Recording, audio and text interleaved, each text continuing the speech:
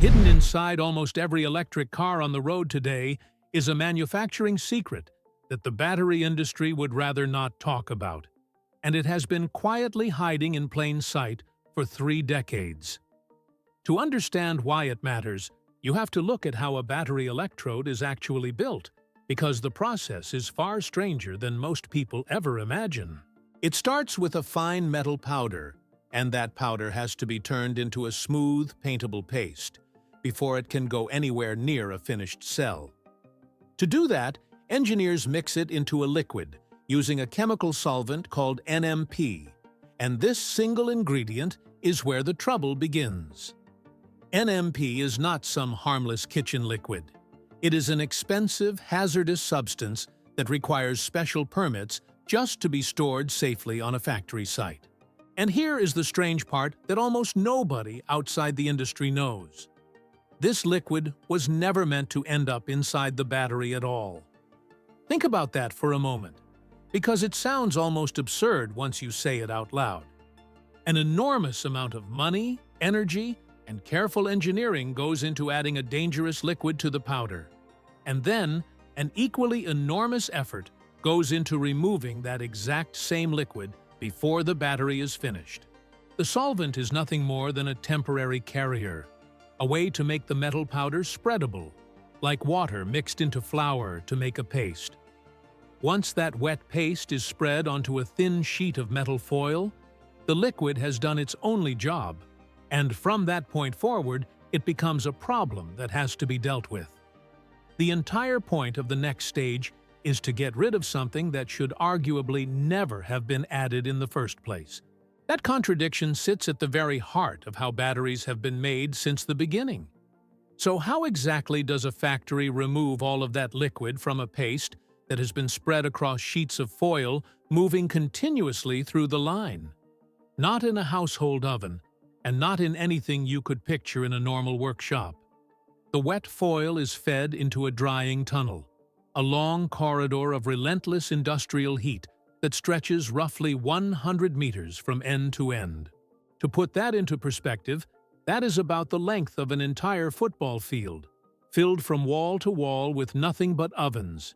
These machines run around the clock, day and night, without pause, because the production line simply cannot stop moving. Every second of every hour, that tunnel is roaring with heat for one single reason: to boil away a liquid the finished battery was never supposed to contain. The scale of this becomes almost hard to picture until you stand back and really see it. Imagine a football field, and instead of grass and players, imagine it packed end to end with glowing industrial ovens, humming with heat 24 hours a day, 7 days a week. Now imagine that this entire field of machines exists for no purpose other than drying, that not one of those ovens is shaping the battery, charging it, or making it more powerful. Their only task is evaporation, chasing a chemical out of the paste and back into the air where it can be captured again. It is a staggering amount of infrastructure dedicated to undoing a step that was taken just moments earlier on the same line. Once you understand this, the sheer wastefulness of the whole arrangement starts to feel impossible to ignore. What makes this even more remarkable is that this is not some outdated method used by a single struggling factory in a forgotten corner of the world. This is the standard, the default, the way nearly every serious battery maker on the planet still operates right now. The biggest names in the industry, the ones building the cells that power millions of electric cars, all rely on this very same wet process, with its long drying tunnels and its hazardous solvent. From the largest manufacturers in China to the established giants in Japan and Korea, the approach barely changes. They have refined it, optimized it, and squeezed every last drop of efficiency out of it over the years. Yet the fundamental design has stayed exactly the same. The football field of ovens is not an exception. It is the rule. For 30 years, this has been accepted as simply the price of doing business, an unavoidable step that everyone tolerated because no one had built a genuine alternative.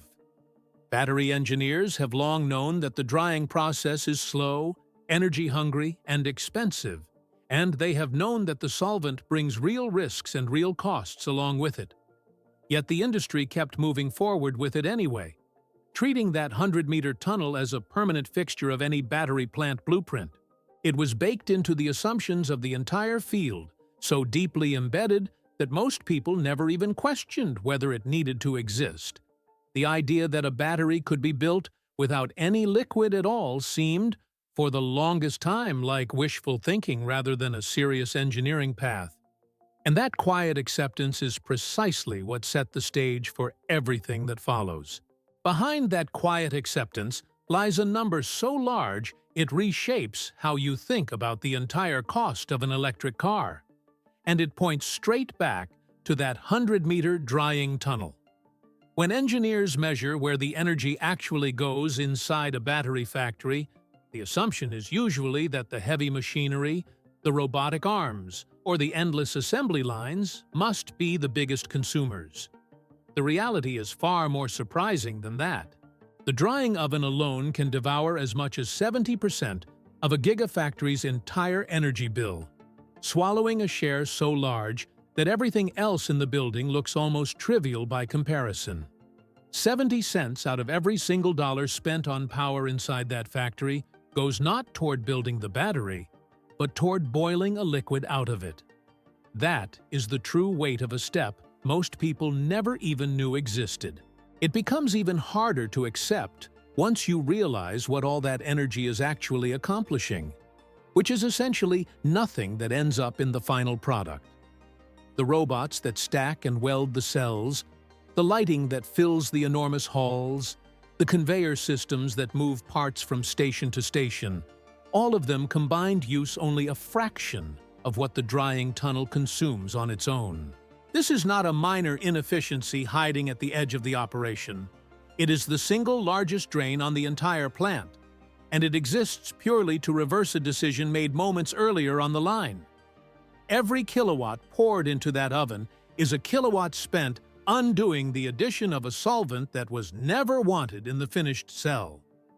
The math behind it is almost difficult to believe until the numbers are laid out plainly. The electricity, as staggering as it is, turns out to be only one part of a much larger financial burden, because the solvent itself carries costs long before it is ever evaporated. NMP is expensive to purchase in the enormous quantities a battery plant requires, and it is expensive again at every stage of handling it safely. This is not a chemical a factory can simply use and release, because it is genuinely hazardous to the people working around it. Regulators across the United States and Europe have moved to restrict its use over serious concerns about reproductive health, tightening the rules on how much exposure workers can safely tolerate. That kind of oversight exists for a reason, and it signals just how far this substance sits from anything resembling a clean or sustainable ingredient. It was tolerated not because it was good, but because nothing better had been built. The expense does not end when the liquid finally evaporates, because that vapor cannot simply be allowed to drift out into the open air. Environmental regulations in nearly every country demand that manufacturers trap the escaping solvent before it leaves the building, capturing it through elaborate recovery systems designed specifically for the task. Building one of these systems is not a minor line item on a budget. It can cost tens of millions of dollars on its own before a single battery has even been sold. So the factory pays to buy the solvent, pays to spread it, pays enormous sums to boil it away, and then pays again to catch it before it escapes. At every stage of its journey through the plant, this one liquid is quietly draining money from the operation. And even after all of that spending, the process still runs headfirst into a hard physical wall. That wall has nothing to do with cost and everything to do with the stubborn behavior of the paste itself as it dries. When engineers try to make the electrode thicker, hoping to pack more energy into each cell, the wet layer simply cannot survive the drying process.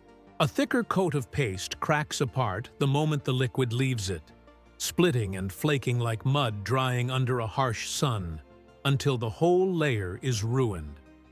This forces manufacturers to keep their electrodes thin, whether they want to or not, because a thin layer is the only kind that dries without destroying itself. The liquid that was supposed to help build the battery ends up dictating a limit on how good that battery can be, and that limit falls directly onto the person who eventually buys the car. A thinner electrode means less active material inside every cell, and less active material means less energy stored, which translates directly into shorter driving range for the vehicle built around it. Every mile a car cannot travel because its electrodes had to stay thin is a mile lost to a manufacturing quirk that most drivers will never hear about. For 3 decades, this has functioned like an invisible tax pressed onto the price and performance of every electric car ever made using this method. A hidden penalty paid by people who had no idea they were paying it. It shows up in the sticker price, in the range figures, and in the daily reality of owning the vehicle. The whole arrangement raises a question that becomes impossible to avoid once the true costs are understood. What would actually happen if the liquid were removed from the equation entirely? That single question is exactly the one Tesla set out to answer. And the path it took did not begin on a factory floor, but with a quiet business decision that almost no one paid attention to at the time. Back in 2019, Tesla acquired a relatively small company called Maxwell Technologies, and tucked inside that purchase was something far more valuable than the company itself. Maxwell held a collection of patents built around an entirely different way of making battery electrodes, one that abandoned the liquid solvent completely. While the rest of the industry was busy fine-tuning the old wet process, shaving off tiny fractions of cost here and there, Tesla was quietly buying its way toward a different approach altogether.